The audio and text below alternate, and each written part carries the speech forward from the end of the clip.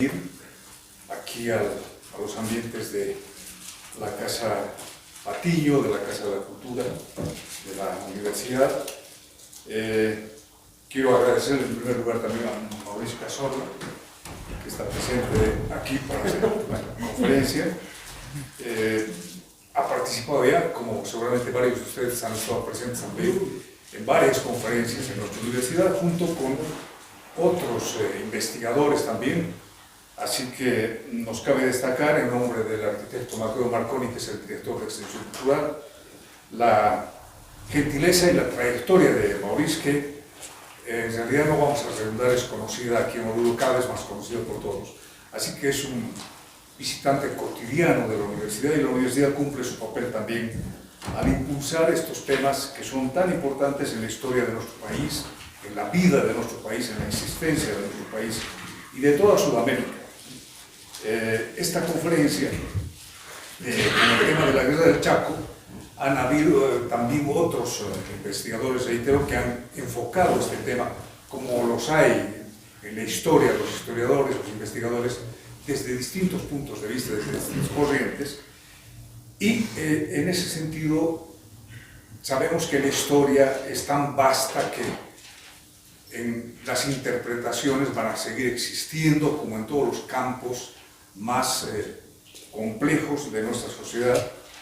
Y en ese sentido debemos mencionar que hemos querido también hacer esta conferencia ya planeada desde tiempo con Mauricio, como otros temas, porque fue en primer lugar la última guerra que ha tenido Sudamérica, ¿no? La última conflagración verdadera, la última guerra que ha tenido Sudamérica. Menos mal que desde ese año 35 no han habido más guerras, han habido roces entre países, Perú, Ecuador, no recuerdo el año, hace unos 20 años atrás creo, pero no han llegado a ser guerras entre países sudamericanos. No nos estamos refiriendo a la guerra de las Malvinas, porque esta es una guerra de una potencia exterior al continente latinoamericano. Así que en ese sentido también debemos mencionar que estamos a prácticamente 85 años de la firma de la paz entre Bolivia y Paraguay, que se hizo en Argentina, ¿no es cierto?, en junio, creo que si no me equivoco, junio del 38, de 1938, y a 91 años del inicio de esta guerra, de 1932.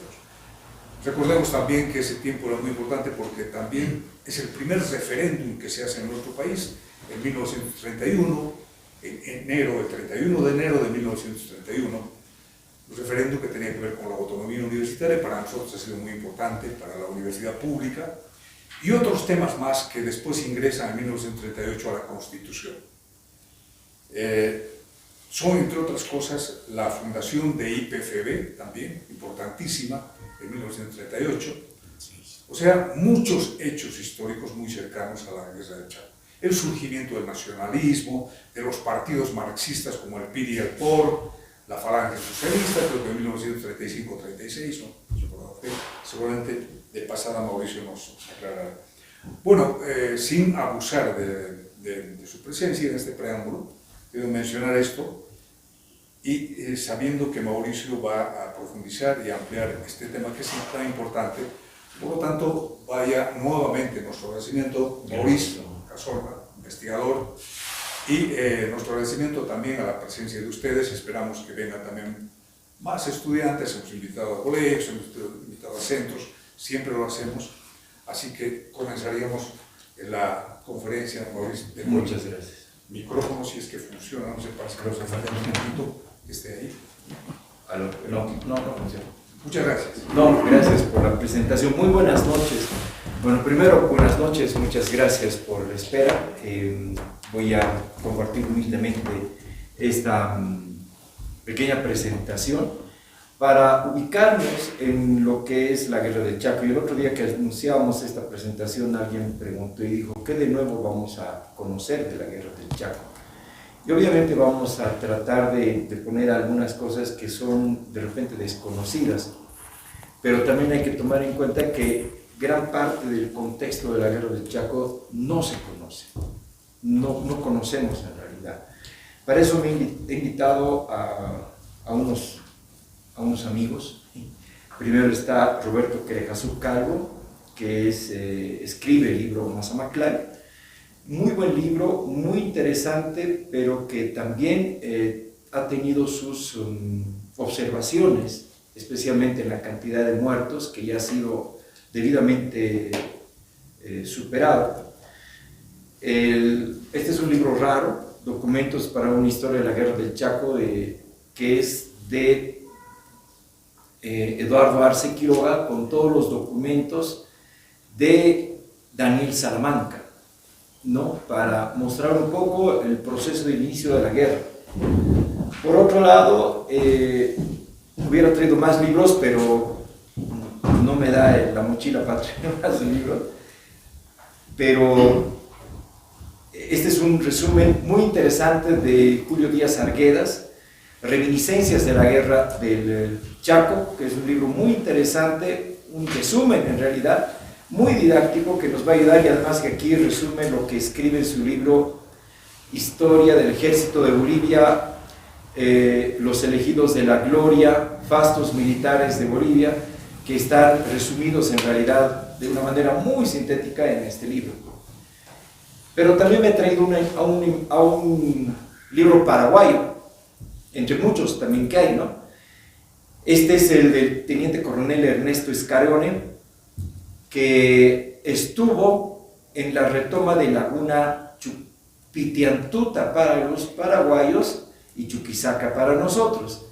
Y él estuvo en el famoso saludo que se hace en el cese de hostilidades, porque él estuvo hasta la última parte de la guerra, y la famosa fotografía que vemos al boliviano y al paraguayo tomándose de la mano es justamente el teniente Escarione, ¿no?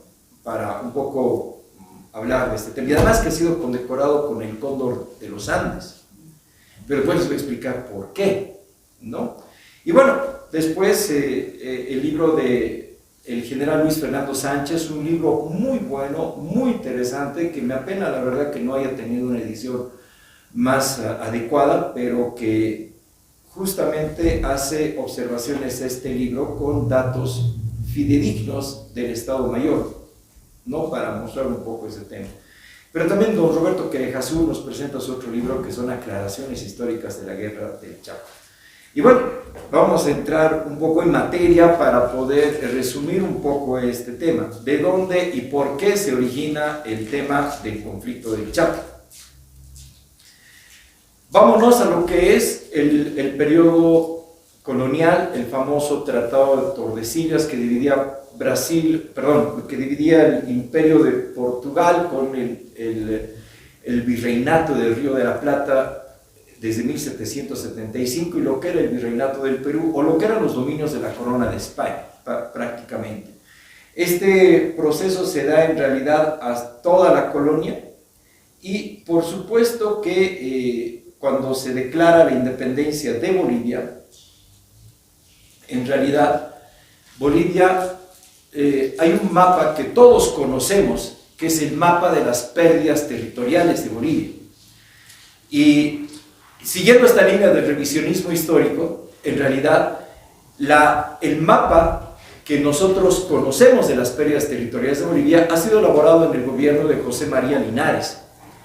Pero este mapa en realidad no refleja el primer mapa que se hizo de Bolivia del gobierno de José Valliviano de 1842, donde, por ejemplo, no aparece el Acre, no aparece Pando, no aparece el norte de La Paz ni el norte de Beni, porque era territorio peruano, ¿no? Entonces, ¿de dónde nace este mapa? Inicialmente por las pretensiones que Bolivia siente que tiene con sus diferentes vecinos. Entonces, ahí nos encontramos con que el único documento que puede validar los límites entre un país y otro es un tratado internacional. Y Bolivia no tuvo tratados ni con Paraguay, ni con Argentina, ni con Chile, ni con el Perú, ni con el Brasil desde 1825. O sea, nuestras fronteras eran ambiguas. pensábamos que llegaba hasta el paralelo 23 en el desierto de Atacama, pero los chilenos también consideraban que llegaba más allá inclusive, porque no había un tratado que defina los límites entre ambos países. Geopolíticamente, un territorio extranjero no puede estar tan cerca de la capital de un país. Y si ustedes se fijan bien en el Chaco, van a ver que nuestro territorio está al frente de Asunción. Pero es lo que nosotros pensábamos que era nuestro territorio. No fue así. Porque obviamente el Paraguay también pensaba que todo el Chaco era su territorio, y es más, que de acuerdo a las cédulas reales, ellos llegaban hasta las estribaciones del Aguarahue. Entonces, obviamente, era mucho más allá de Villamontes, de toda la línea que tenemos de Camiri, Charagua y demás.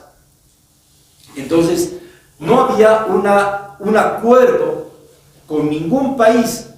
Lo más interesante fue con el Brasil, porque con el Brasil nosotros solamente teníamos nuestra presencia como Bolivia hasta lo que eran los Yungas de La Paz, y gracias a las exploraciones del general José Valliviano, y que permitió la creación del departamento del Beni, precisamente para establecer la soberanía de Bolivia frente a las pretensiones del Brasil, es que se crea precisamente este departamento. Pero el norte no era considerado territorio boliviano, sino era territorio peruano, era la región del Purus. Entonces, con estas aclaraciones, nosotros no podemos definir un territorio de 1825 de cómo pudo haber sido Bolivia en ese tiempo, porque no teníamos fronteras. Y ahí viene el famoso Urti Possidetis Juris de 1810, que establece que al nacimiento de los países todos debían establecerse en función a los dominios que tenían en el periodo de la corona española. Y como ustedes saben muy bien, la audiencia de Charcas, que pertenecía primero al Perú hasta 1874, para luego pertenecer al virreinato del Río de la Plata desde 1875, nuestro territorio abarcaba 4 provincias: La Paz, Chuquisaca, Cochabamba y Potosí. Oruro era parte de Chuquisaca, y Potosí llegaba hasta lo que actualmente vendría a ser la región del litoral o el departamento de Cobija. Entonces, esa era la estructura que teníamos en ese tiempo, y que no era muy real en función justamente a la estructura que teníamos como país. Lo más interesante es que toda la población se volcó a la región de los Andes. ¿Por qué? Por la producción minera, fundamentalmente, ¿no? Y esta gran población, lamentablemente desde 1825, ha sufrido las permanentes pulsetas entre los que gobernaban del sur o los que gobernaban del norte.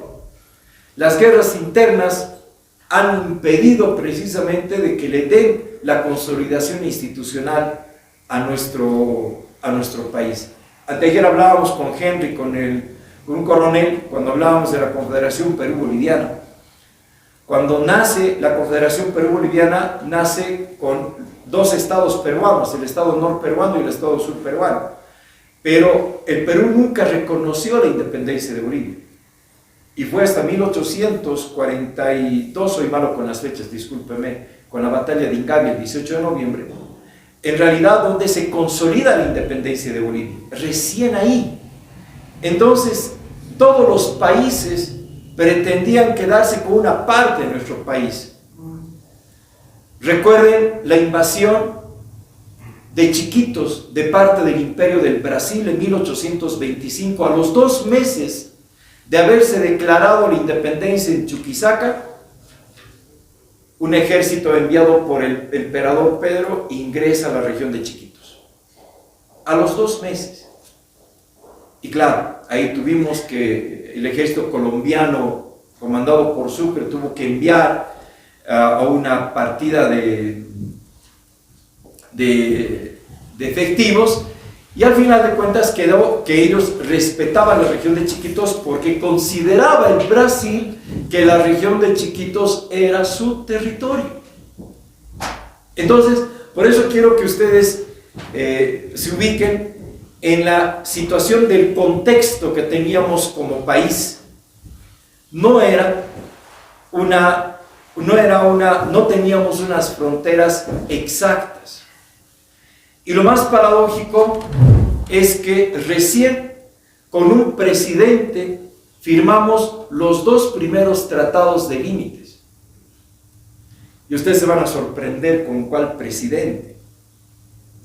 Mariano Melgarejo, a cual lo hemos calumniado, lo hemos vilipendiado, lo hemos realmente, gracias a Tomás Ocono Darlas, donde nos ha presentado ese famoso libro Dichos y Hechos de Melgarejo, que es lo único que hemos leído de Melgarejo, lamentablemente hemos creído esa historia fabulada de Mariano Melgarejo. Cuando hay un montón de libros que nos hablan de su gestión, y un ecuatoriano, Pablo Gómez, precisamente escribe y nos dice que precisamente fue el presidente Mariano Melgarejo el primer presidente que estableció los 2 primeros tratados de Bolivia con el Brasil y con Chile. Con Chile se fijó el tratado de 1867, donde se fija la frontera en el desierto de Atacama en el grado 22. Y claro, los detractores de Melgarejo dicen, pero hemos regalado un grado, desde el grado 23. ¿Y cuándo hemos ejercido soberanía en ese lugar?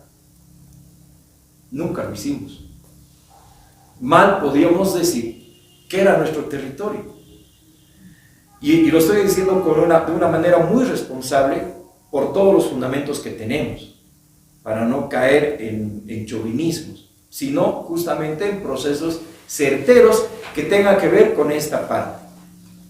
¿Nos interesaba firmar un tratado con Chile? Por supuesto que sí, porque se estaban entrando a explotar el guano y el salitre desde 1843. Y claro, se hacían las peticiones, el gobierno aprobaba, pero venía el siguiente presidente y las desautorizaba. Y nuevamente se volvía a pedir, volvía otro presidente, lo desautorizaba. Entonces había que tener algo formal.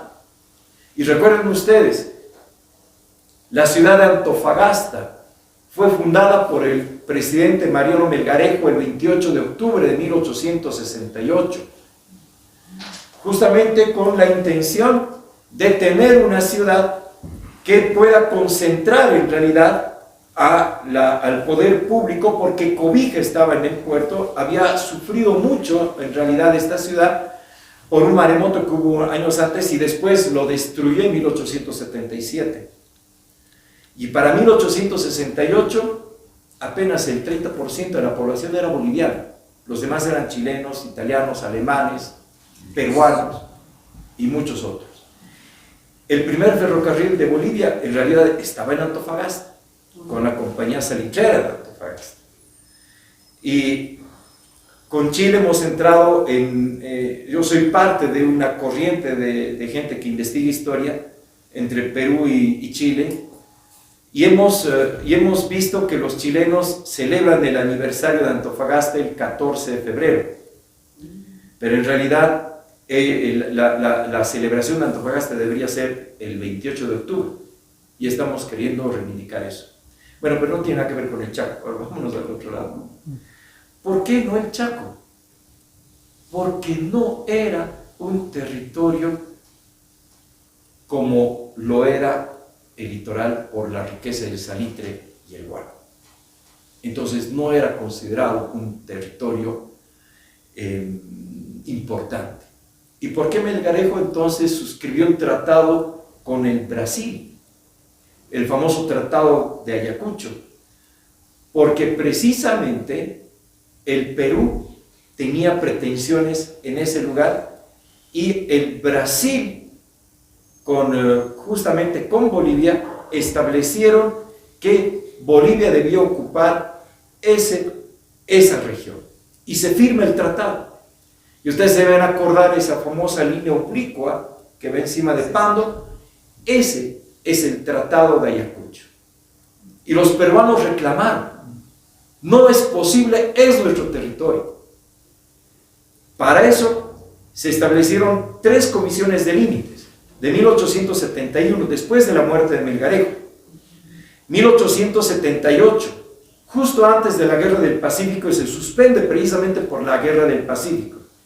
Y viene la Comisión de Límites de 1898, cuando José Manuel Pando se lanza a hacer la demarcación de los hitos para este tratado.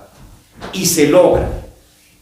Y lo más interesante es que entre Brasil y Bolivia, como eran tierras vírgenes, les cuento esto como anécdota, tenían que fijar la última punta del tratado, tenía que ser la naciente del río Jabarí. Y entre los dos países, entre las dos comisiones, llegan hasta la naciente del río y desde ahí demarcan esa línea oblicua. Recién ahí nos podemos sentir realmente con soberanía en ese territorio, en 1898. Entonces ahí viene justamente todo este proceso de ver por qué era importante y por qué lo hacemos con el Brasil. Porque era rico en la quinina, era rico en el caucho, que a finales del siglo XIX era necesario porque ya estaba comenzando la explotación de la goma en el lugar. Y claro, ustedes dirán, ¿los capitales extranjeros? Por supuesto que sí, no lo vamos a negar. Fueron justamente los ingleses con la revolución industrial que permitieron la explotación del salitre, de la goma en el norte, y listo. ¿Y qué tenía el Chaco? No tenía nada. Cuando perdemos la Guerra del Pacífico, en realidad es donde nosotros habíamos tenido la intención justamente de poder establecer un acuerdo con el Paraguay, recién, porque podíamos ver nuestra salida como país hacia el Atlántico. Y recién ahí empezamos a ver que podíamos tener soberanía en el Chaco. El Chaco era un territorio completamente inexplorado. Y aquí les comparto justamente la comisión del general Narciso Campero, presidente de Bolivia en 1882, delega al prefecto de Tarija, Samuel Campero, para que organice una misión que parta de Tarija por el Pilcomayo para que llegue hasta el río Paraguay.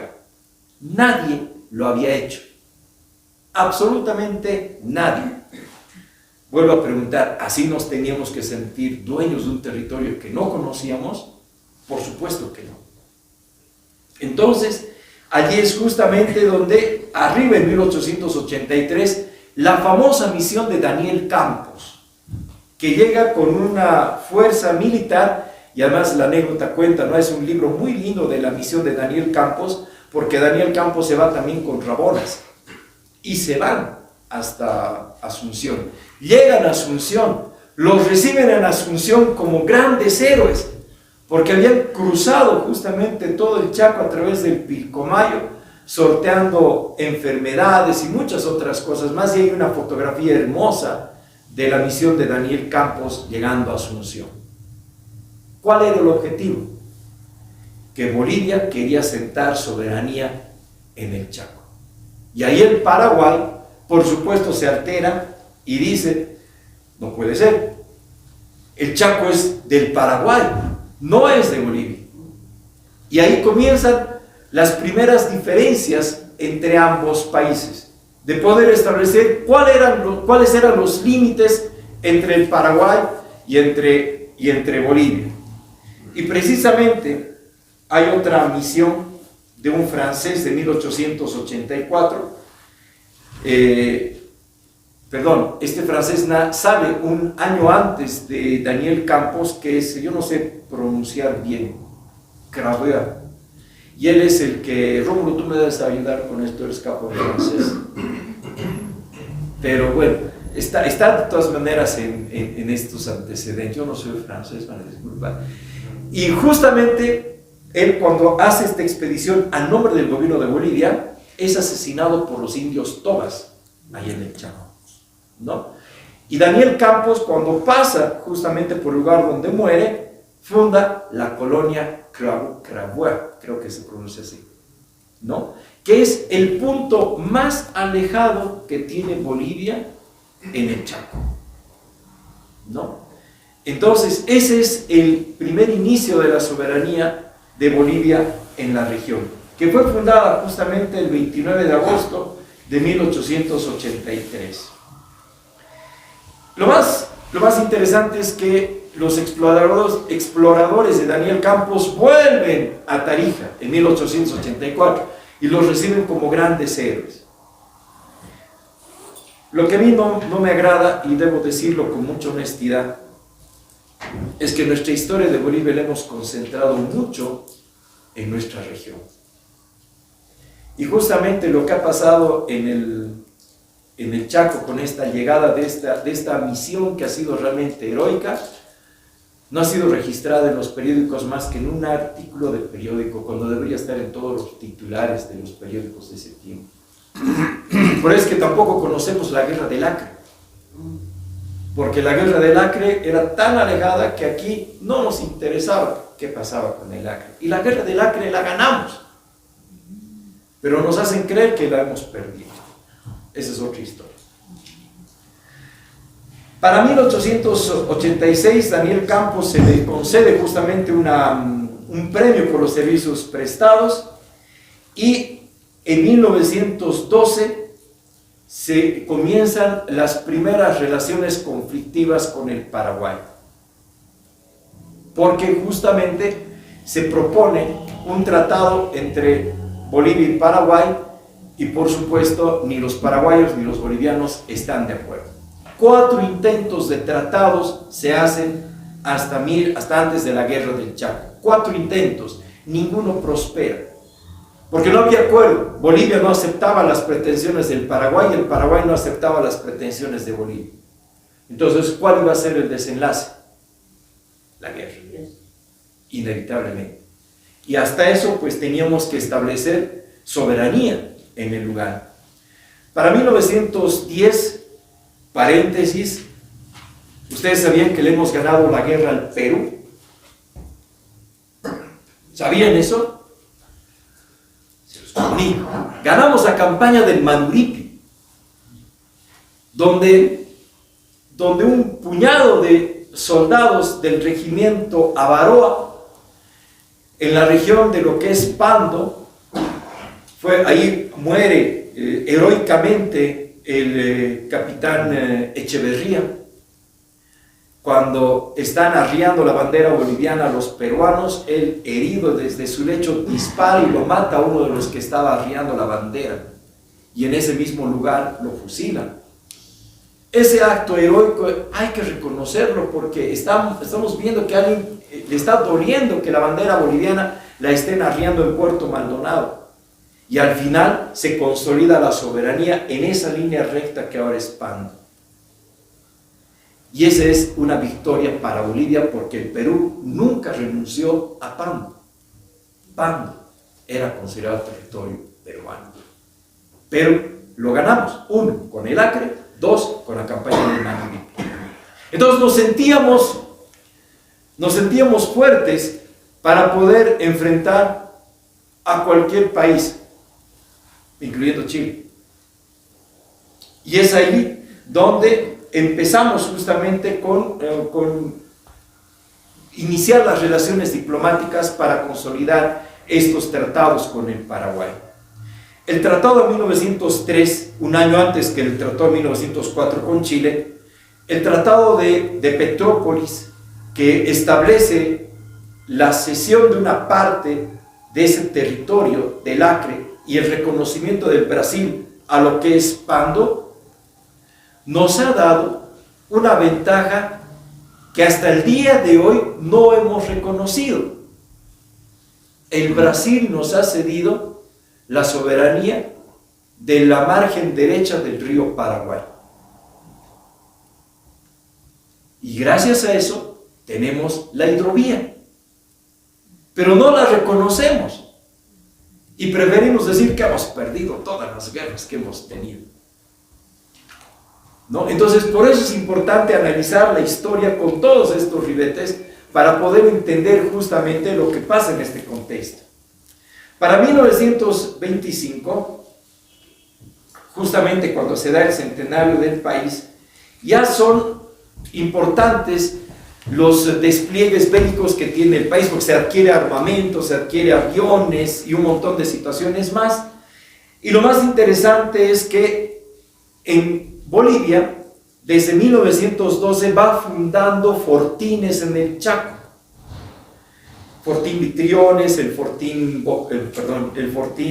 Muñoz, Fortín Vallivian, que son los fortines más importantes en el Chaco.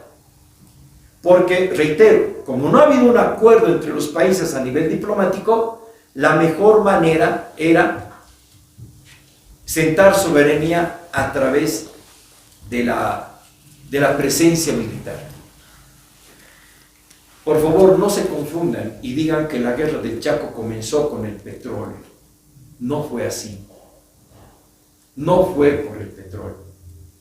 La guerra del Chaco se inició justamente porque no había un acuerdo entre los dos países por los límites que teníamos y la soberanía que teníamos en el Chaco.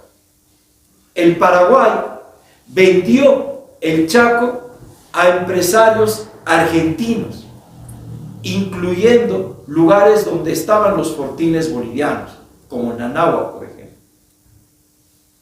Entonces, eso provocó justamente a que en 1928 las relaciones entre Paraguay y Bolivia hayan sido tirantes, hasta que viene el famoso conflicto de Fortín Vanguardia.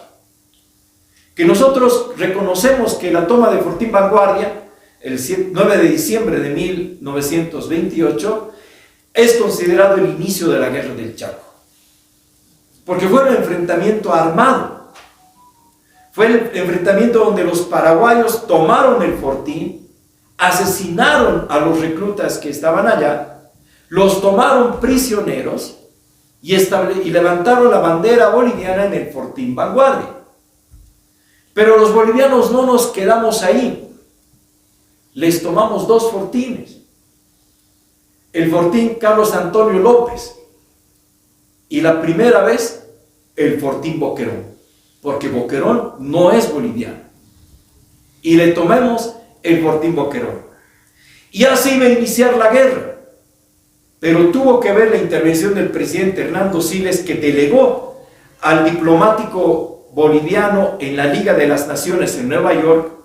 Casualmente era nuestro paisano, el doctor Enrique Velasco Galvarro, que en la Liga de las Naciones logra que se establezca la reapertura de relaciones y volver al statu quo, al lugar donde estaban antes.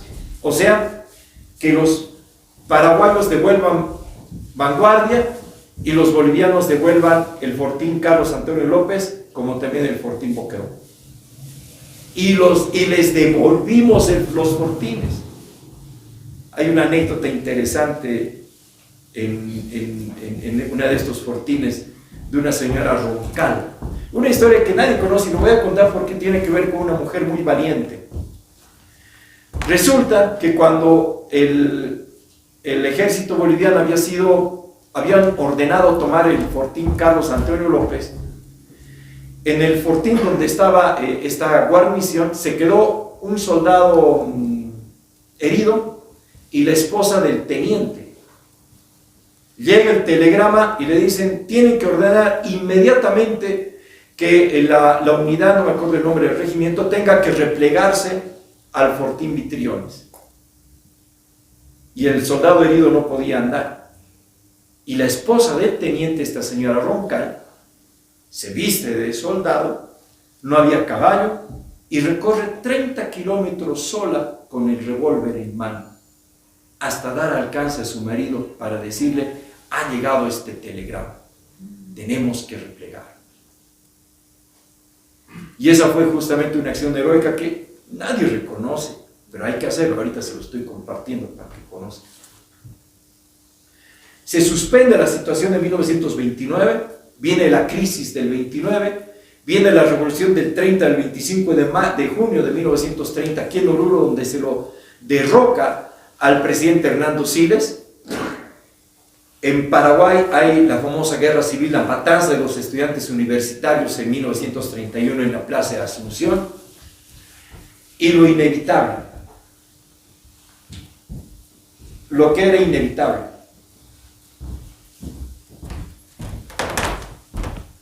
Justamente en 1900, y aquí hay algo que hay que aclarar. Por eso he invitado aquí a Daniel Salamanca para que les comparta también algunas situaciones. Las relaciones entre Bolivia y Paraguay eran muy tirantes. Entonces, en ese momento, capitán Oscar Moscoso da vueltas en su avión, en un avión, en el Chaco, buscando una laguna para proveer de agua a los fortines que estaban fundados por los bolivianos. Y ve una laguna y dice: a esa laguna tenemos que llegar. Y claro, desde Fortín Camacho sale y llegan el 14 de junio a tomar el fortín, perdón, a tomar la laguna, a la cual le ponen el nombre de Chuquisaca, y le informan a Daniel Salamanca que encontraron el fortín. Pero no le informaron todo. No le informaron que la laguna ya estaba ocupada por paraguayos y que había un fortín que era el fortín Carlos Antonio López, ¿no? Entonces, ¿qué es lo que sucede? Que al final de cuentas, Salamanca había ordenado de que si habían tropas paraguayas, no hagan ninguna acción de armas, pero le desobedecen, tal vez impulsados por ese afán de conquista, ¿no es cierto? Y toman la laguna y los hacen escapar. La crónica dice: los hemos hecho escapar. Sí, se han ido, han matado unos cuantos soldados paraguayos y hemos fundado el fortín Santa Cruz. Pero a Salamanca no le dijeron que bien estaban los paraguayos. ¿Y qué hicieron los paraguayos? Se repliegan, pero se organizan y en el mes de julio retoman el fortín Carlos Antonio López. Este libro es muy interesante porque aquí nos cuenta cómo reconquistan el fortín. Y lo mismo que hicieron los paraguayos el 14 de junio, lo hicieron en julio de 1932. Pero comienza la efervescencia. Vamos a la guerra. Todo el mundo empieza, los medios de comunicación, que era la prensa escrita, en Oruro, el diario La Mañana, La Patria y Noticias, publican en sus titulares: tomamos el fortín a los paraguayos, y todos los titulares realmente bien terribles, ¿no? Y por segunda vez tomamos el fortín Boquerón el 31 de julio de 1932. Por segunda vez. Ahí estaba comandando. Perdón, 38 dijiste. No, 31 de julio de 1932. Despuésito de la toma de Laguna Chuquisaca. Si me equivoco con fechas, discúlpeme, pero soy malo para las fechas. Entonces, el comandante del fortín hace que se escapen los soldados paraguayos del fortín Boquerón y toman la bandera paraguaya.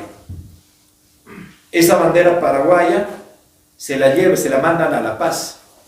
Y no van a creer lo que ha pasado, y tengo una fotografía de esto. Leemos en un amigo de Cochabamba, mi buen amigo Juan Alberto Quirós Maida, la encontró en un depósito en la Escuela de Sargentos de Cochabamba. Una bandera de Boquerón que fue tomada a los paraguayos. La desplegamos, está muy ajada, perforada por los disparos, pero altamente simbólica porque tomamos el fortín Boquerón.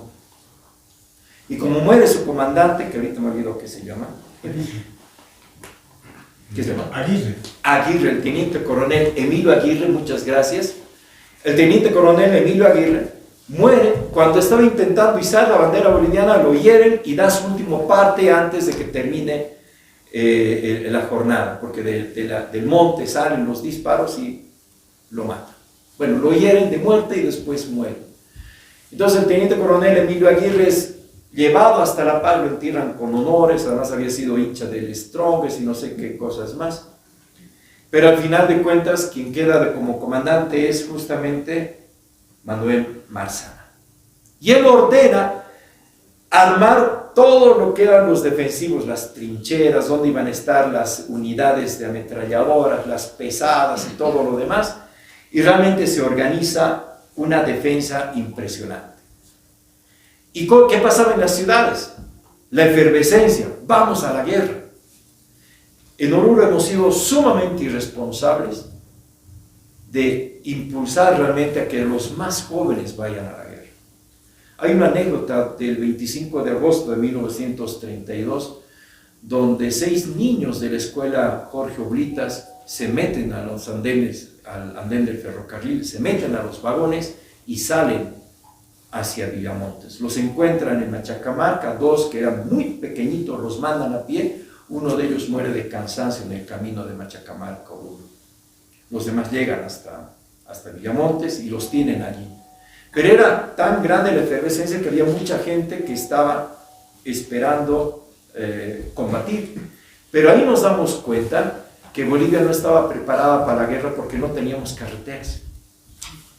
El ferrocarril llegaba a Villazón, y de Villazón, ¿cómo llegamos a Tarija? A pie. Y todos los que llegaban al Chaco lo hacían a pie, desde Villazón hasta Tarija. De Tarija había un camino que se había construido un año antes, que es con precipicio, para llegar a Villamontes. Y Villamontes era el lugar donde se concentraba todo el ejército. Y ahí, vuelvo a decir, nos damos cuenta que no estábamos preparados para la guerra. Y lo más complicado es que también Daniel Salamanca estaba esperando la intervención de la Liga de Naciones para declarar la paz entre los dos países. Y hasta eso teníamos que tomar fortines paraguayos. Habíamos tomado Boquerón, Toledo, Rojas Silva, 3 fortines, victoria para Bolivia. Los periódicos decían, hemos tomado 3 fortines para los bolivianos. Sumamente irresponsables, porque no contaban toda la verdad. Pero así fue, y los jóvenes, nuestros abuelos o nuestros papás inclusive, se han presentado voluntariamente. Primero la gente de la ciudad. La gente de la ciudad se ha presentado voluntariamente y se ha presentado en el 14 Infantería de Oruro especialmente, que ha sido el que ha llegado a Villamontes y los han mandado a Boquerón. Entre ellos mi tío abuelo Alberto Saavedra Peláez. Y muchos paisanos, porque el 14 Infantería estaba formado por muchos orureños. La mayoría eran orureños. El regimiento Azurduy, el regimiento Campos, que estaban con sus reclutas haciendo el servicio militar, pero que no los licenciaron justamente por el conflicto y los dejaron en el Chaco, justamente para esperar esta situación.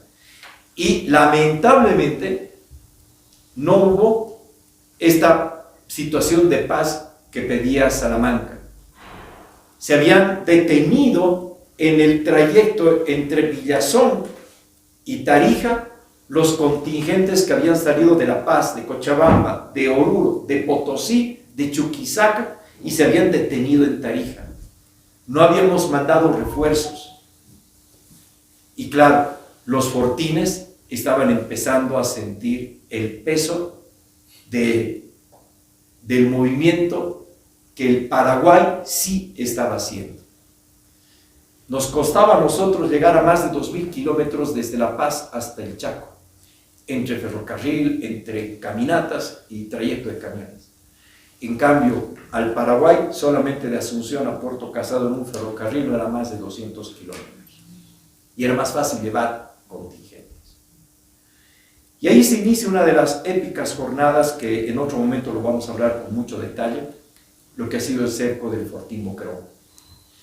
23 días de cerco, en el cual 600 de nuestros ascendientes, de nuestros compatriotas han estado en el Fortín Paraguay, defendiéndolo, evitando que los paraguayos lo lleguen a tomar.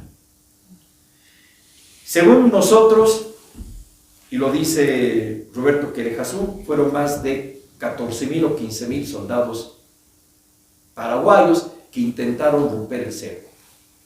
Pero nuevas investigaciones y demás nos demuestran que en realidad eran 6.000 a 7.000 soldados paraguayos. Aún así, es mucho en relación a los 600 soldados del Fortín Boquerón. 23 días, donde el coronel Peña ordenaba que se queden en el Fortín. ¿Por qué? Porque si llegaba la instrucción o la orden de establecer la paz entre los dos países, llegábamos al statu quo, al lugar donde habíamos conquistado. Y nunca llegamos a ese momento. Y ahí sufrimos las primeras derrotas, justamente lo que fue la movilizar a más efectivos precisamente, y es donde se presentan los primeros enfrentamientos de grandes proporciones.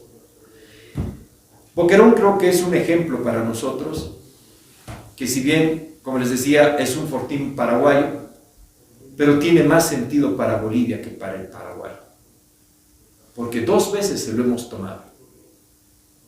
Las 2 veces hemos conquistado el Fortín Boquerón. Y podríamos decir que el Paraguay nunca logró recuperar Boquerón. Porque la última vez, el 29 de septiembre, lo único que hizo Manuel Marzana fue pedir tregua para trasladar a los heridos y dejar el fortín a los paraguayos. Pero cuando sacan la bandera de tregua, que es la bandera blanca, los paraguayos pensaron que era rendición y se entraron a las trincheras. Y la situación tan decadente de los reclutas que estaban allí era muy complicada.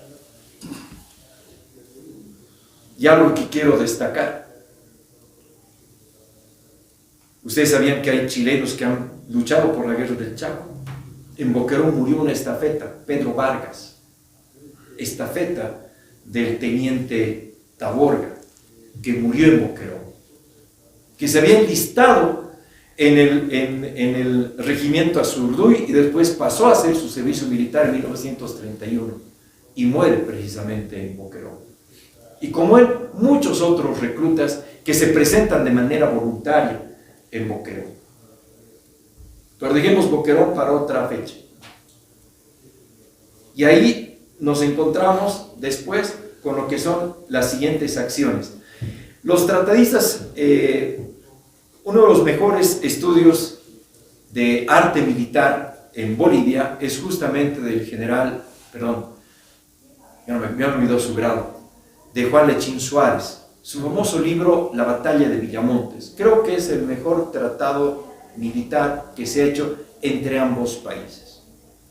Y este militar nos dice que la guerra se divide en fases, desde lo que ha sido justamente la toma de Laguna Chuquisaca hasta lo que es justamente kilómetro 7, la primera fase.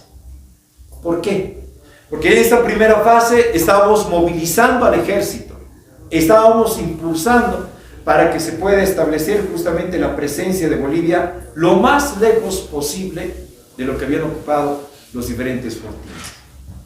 Era general en ese tiempo el general Filiberto Osorio, estuvo después Rodríguez y una sucesiva legión de generales que estuvieron a la cabeza del Estado Mayor, pero que lamentablemente no lograron comprender tal vez la necesidad del país de organizar el ejército.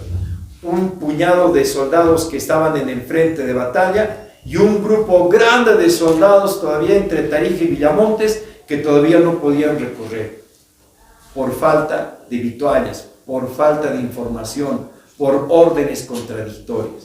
Muy complejo. Pero kilómetro 7 se convierte en una victoria para Bolivia, porque ahí tiene que actuar la famosa batería Seleme, con reclutas del regimiento Camacho, que hacen retroceder al enemigo precisamente en un descampado que estaba dividido por kilómetros, y en el kilómetro 7 justamente Bernardino Bilbao Rioja organiza la defensa de kilómetro 7 para cerrar la primera fase de la guerra del Chaco. En 1930 les había dicho que en Oruro se había producido la revolución contra Hernando Siles.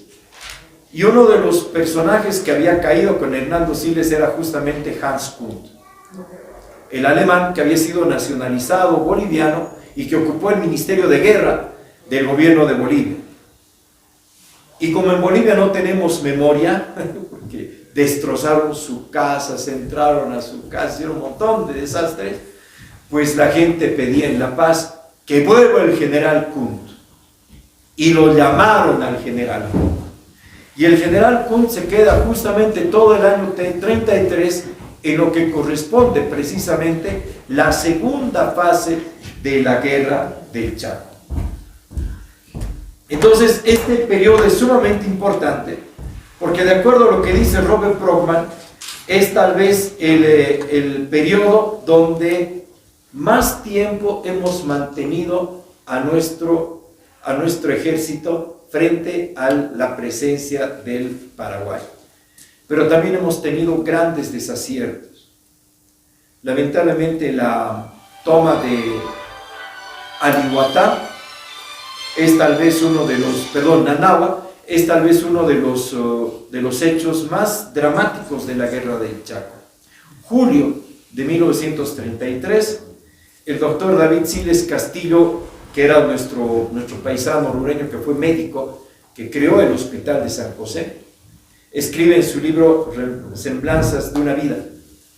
Y en este libro él cuenta de que en el mes de julio venían los soldados alegres porque iban a tomar el fortín de los paraguayos, el fortín Nanagua. Y fue la primera vez que íbamos a utilizar las últimas armas novedosas para la guerra, como era el tanque y los lanzallamas. Y justamente allí, 2 tanques se organizan para tomar y entrar al fortín. Lamentablemente la táctica del general Kunt era enfrentar a la infantería de manera frontal. Y eso ocasionaba justamente una gran cantidad de bajas. En cambio, la estrategia del Paraguay era el cerco. Cercar a las unidades bolivianas y que éstas vayan a languidecer de hambre, de sed, y por el cansancio tengan que rendirse. Y les funcionó en Boquerón. Pero lamentablemente con Kunt fue un poco por el uso de lo que se había hecho en la Primera Guerra Mundial, la guerra frontal. Y ahí es el famoso hecho del tanque de Walter Kohn, ¿no? Donde los 2 tanques están entrando al fortín Nanagua y uno de ellos explota y justamente mueren todos los ocupantes, entre ellos el alemán Walter Kohn, que no era orureño, por cierto. Pero en honor a él hay una plaza que lleva su nombre. Y más atrás estaba el cabo Saavedra, el que era papá de quien era nuestra dirigente del Comité Cívico hace unos años. Este caballero estaba en el segundo tanque, ¿no? Logra volver otra vez con su tanque y meses después el tanque cae como trofeo de guerra del Paraguay junto a otros 2 tanques menores. Se utiliza el lanzallamas, pero lamentablemente no se usó adecuadamente el lanzallamas y solamente lo tenemos como pieza de museo en el Colegio Militar de La Paz. Y eso fue lo que sucede justamente en Nanagua, en esta tercera fase. Y ahí vienen los famosos desastres de la campaña del Chaco, Campo Vía, la rendición de 2 divisiones del ejército boliviano, 2 divisiones completas. ¿Por qué? Porque el Paraguay nos organizó el cerco. Y estas 2 divisiones, uno de ellos era el teniente coronel Banzer, tienen que rendirse, en realidad, eso sí fue una rendición, cediendo camiones, armamento, fusiles, todo lo que es para el uso del armamento, en completo estado completamente intactos. Y eso mismo usó el Paraguay contra nosotros,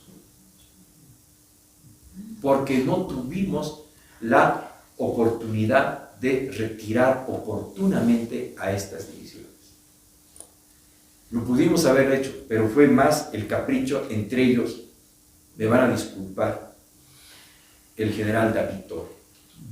Tal vez es la persona más nefasta de la guerra del Chaco, que después fue presidente del país, pero gracias a él se cometieron muchos errores en la guerra del Chaco. Nuestro homenaje a los excombatientes, como dice Robert Brockman, menos a David Toro, porque él sabría por qué. Y no lo vamos a hacer. Y si tenemos que decirlo, no importa que él ya esté debajo de la tierra, en vez de tirarle flores, yo voy a tirar piedras. Porque sus equivocaciones ocasionaron estos desastres. Y el Estado Mayor, lamentablemente, tenía que definir la situación de la guerra con las decisiones del presidente Salamanca en La Paz. Se desplegaban los mapas y lamentablemente el presidente Salamanca creía que era también un estratega militar y ordenaba el movimiento del ejército. Pero cuando las órdenes llegaban al Chaco, el escenario ya había cambiado y de nuevo había que volver a hacer. Y sin embargo, las informaciones que llegaban a La Paz no eran completas. Ahí jugaron un papel en algún momento nefasto Rodríguez, Osorio, Toro fundamentalmente, Peñaranda, que no supieron actuar a la medida que la responsabilidad del país les estaba confiando. Pero aún así, fue el valor justamente de los soldados, de nuestros compatriotas que estuvieron al frente. Pero también hay que decir, no sé si habrá sido el caso de sus abuelos, pero hubo gente que se quedó en retaguardia, que pagó para no ir al frente y se quedaba en Villamontes, en Tarija, haciendo acciones de oficinistas. Yo todavía recuerdo, aquí en la Federación de Excombatientes de la Guerra del Chaco, cuando algunos de los excombatientes decían, pero este es un emboscado, nunca ha ido a la guerra, y en vano está poniéndose su pin de excombatiente. Y hay que reconocer justamente ese tipo de acciones de cualquier manera. No todos los que han ido al Chaco lo han hecho con valentía. Yo sí lo puedo decir, mi tío Alberto Saavedra Peláez, mi abuelo José Hermo Murillo, que ha estado en la retoma de Tarairí en 1935, mi abuelo paterno, que ha estado en kilómetro 7 con la batería Selene. Sí lo puedo decir con mucho fundamento y con mucho orgullo. Y no quiero cuestionar a sus ascendientes, simplemente generalicemos y veamos cuál ha sido la actuación real también de todos los que han ido al Chaco. Los que morían, los que quedaban, los que terminaban en realidad en calidad de prisioneros. Recuerden que Bolivia ha llegado a tener más de 20.000 prisioneros bolivianos en el Paraguay, ¿no? Aproximadamente. Que las listas tampoco están completas. El libro de los prisioneros bolivianos en el Paraguay que nos enviaron gentilmente desde Asunción, solamente han llegado a recopilar 18.000, ¿no? Pero son más. Y ahí están los evadidos, los muertos, los que se han quedado, muchas otras historias más. Entonces, al final, creo que podemos establecer justamente que la pérdida de ciertos fortines el año 33, las divisiones que hemos tenido, justamente ha sido por una mala organización del ejército. Pero para 1934, la situación iba cambiando de alguna manera. De ahí viene justamente lo de mayo de 1934, con la victoria de Cañada Strongest, que también se llamaba Cañada Cochabamba, y le ponen el nombre de Cañada Strongest. Bueno, muchos dicen que fue por el Tigre y el Strongest que fueron. Hay una película que ha salido hace 2 años, la película Fuertes. Si gustan, hoy día se las puedo ofrecer también. Es una película muy interesante, muy linda, que la pueden ver en la casa, muy bien realizada. Y también está la película Boquerón, que mi buen amigo Elvis Antesana también ha venido a ofrecer a aquellos que quisieran ver esta película. Pero vamos, es el anuncio comercial de hoy día, lo vamos a hacer después, ¿no? Y viene justamente lo que es Cañada Strongest, y ahí muere un gran héroe nuestro, orureño, que se llamaba Luis Bullaín Rengel, ¿no ve? Teniente Bullaín, ¿no? Entonces, ahí muere en Cañada Strongest, ¿no? Algo interesante también que hay que destacar, y aquí voy a hacer una pausa, la labor de la mujer en Oruro. Ahí está la Liga Pro Chaco, organizada por Laura de la Rosa y muchas otras mujeres, Nelly López Rose, Laura de la Rosa, muchas otras mujeres que organizan la Liga Pro Chaco y organizan justamente el proceso de ser madrinas de guerra. Pero no solamente eso, sino que Laura de la Rosa, con esta señora Moscoso, la hermana de Jorge Moscoso Campos, si no me equivoco, se fueron hasta el frente y estuvieron con Manchego, con Francisco Manchego, el hermano de Tomás Manchego, en 1934. Estuvieron en las trincheras y escribieron un hermoso libro que lamentablemente ya está desaparecido.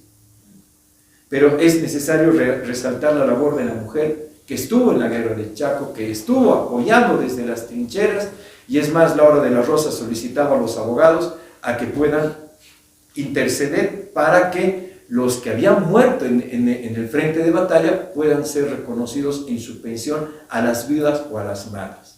Y en 1933 comienza la movilización general. Si bien el 32 fue una movilización de voluntarios, y ahí viene lo que decían, que solo los indígenas habían luchado en la guerra del Chaco. Efectivamente, en 1936 y 34 se iban los caimanes a las comunidades, cerraban las plazas, y todos los jóvenes hasta de 15 años los metían a los camiones sin poder avisar a sus mamás o a sus familias que estaban siendo reclutados para la guerra, y los mandaban a la guerra. Y ahí es la presencia indígena muy fuerte que tenemos en la guerra del Chaco, y que vemos justamente con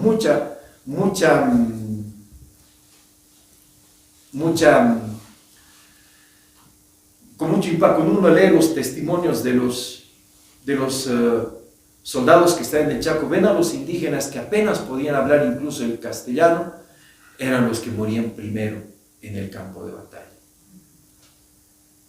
Es realmente dramático.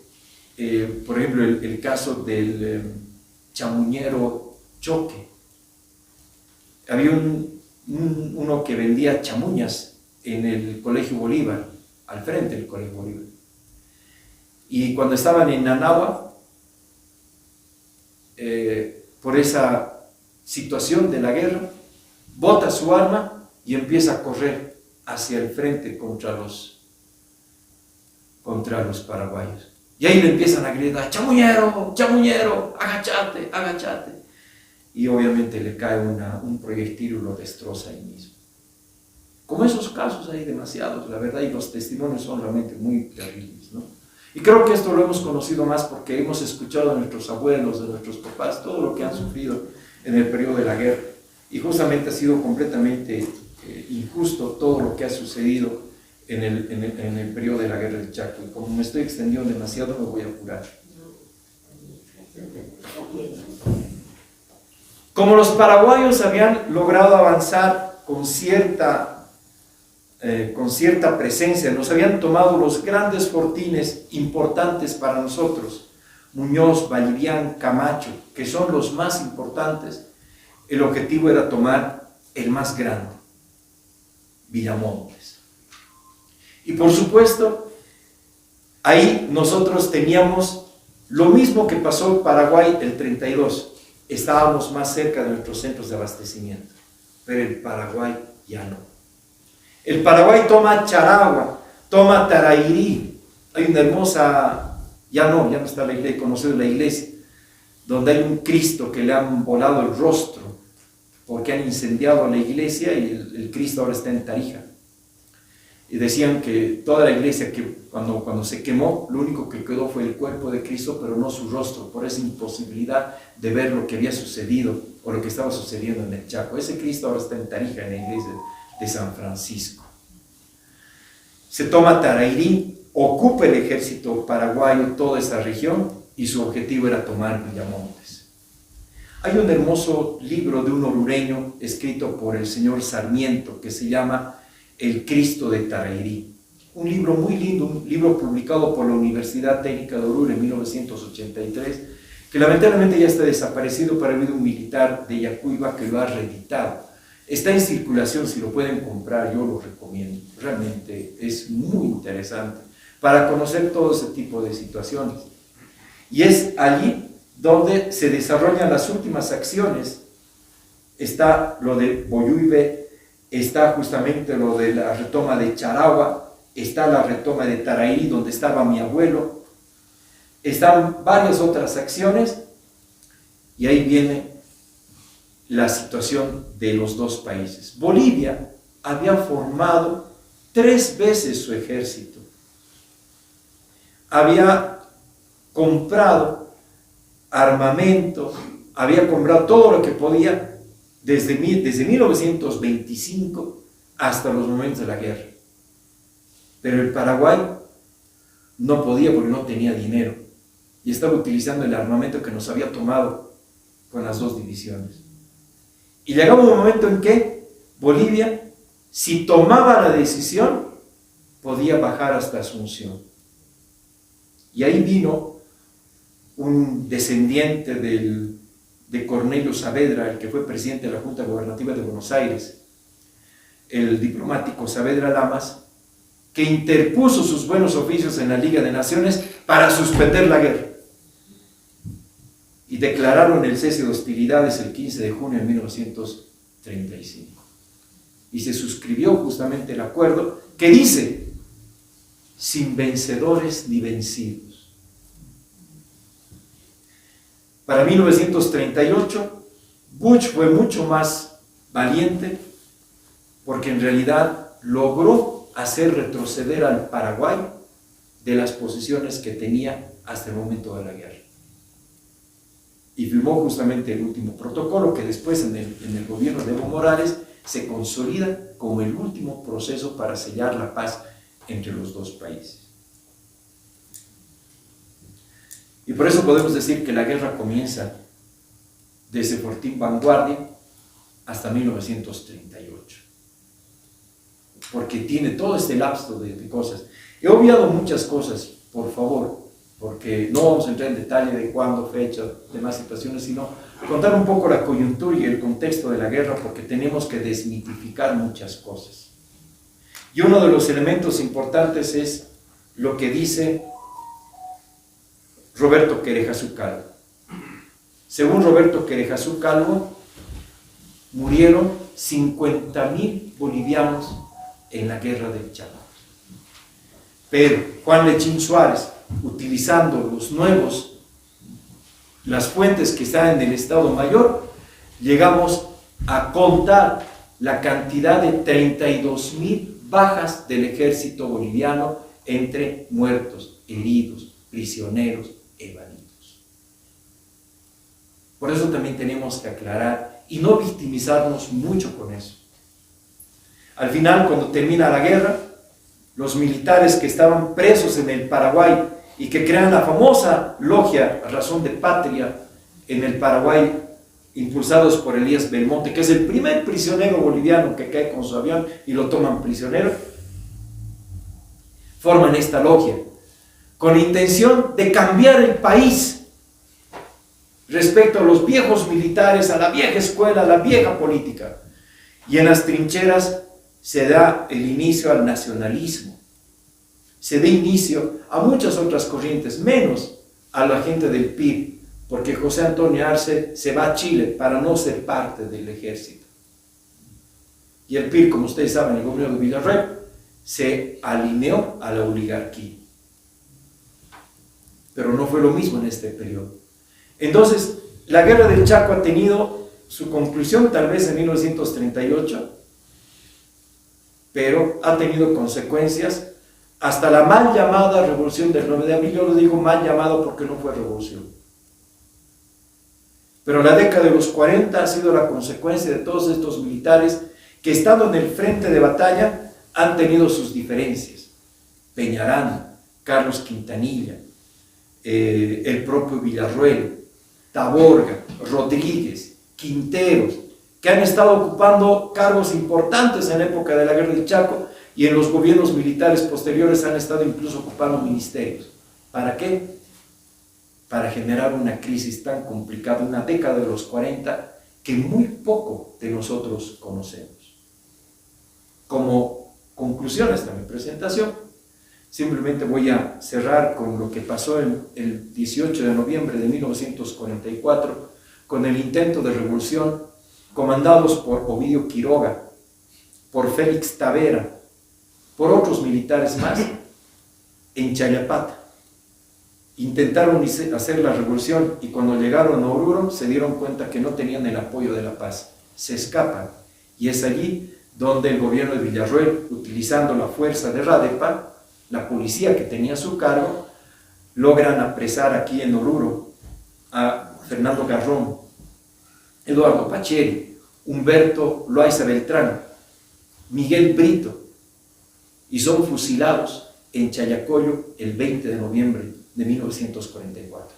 Y a la misma hora son fusilados Demetrio Ramos, Carlos Calvo, Félix Capriles, el doctor Salinas Aramayo y Rubén Terrazas.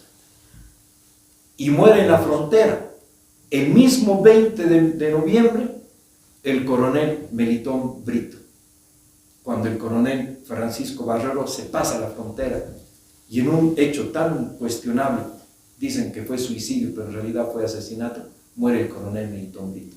Y en Tipuani, el mismo día, Humberto Soto. La consecuencia justamente de estas desavenencias de la guerra, y que después se han apropiado de figuras como lo fue Gualberto Villarroel, porque el propio que lo traicionó en el palacio lo pone como figura de revolución. Y con eso he terminado.